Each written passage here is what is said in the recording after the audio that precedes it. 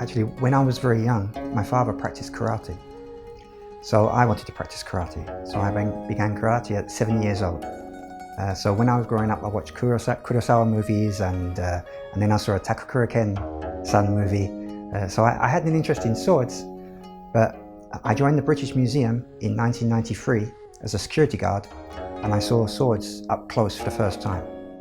And I was completely blown away by how beautiful and what special meaning they had spiritually and these other meanings.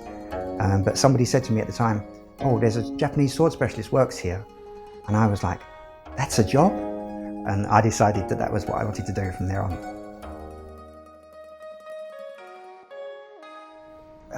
Bushido is actually quite a modern word introduced by Nitobe Inazo with his book Bushido. You know, because every clan would have its own rules. Just like Fukushima Ken or the Aizu clan had the Juno-kite for children, so every clan would have their own rules.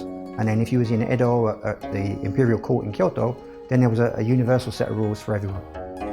So Bushido is hard to speak about generally, but if you talk about chivalry, let's say, you know, like in Japanese martial arts and samurai would put both hands out and bow so that you cannot draw your sword and you're offering your neck. So you're showing trust to the person. It's the same in Kishido, in the European knights. They would shake with their right hand, shake hands, so that they could not draw their sword. So they shake with their right hand. So, you know, I think this is a very interesting point between two cultures.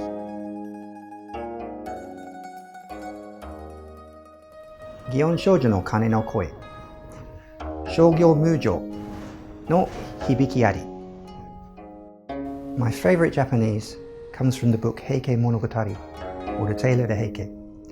And it goes, "The bells of the Gion shoujo told the impermanence of all things." And I find this very profound and moving sentence, because the Japanese are very good at noticing the impermanence of all things, you know, like the falling cherry blossoms and the sound of semi, of the cicadas during the summer.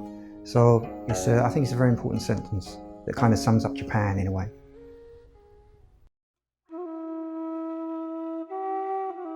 Bushido is hard to speak about generally, but if you talk about chivalry, let's say, you know, like in Japanese martial arts and samurai would put both hands out and bow so that you cannot draw your sword and you're offering your neck.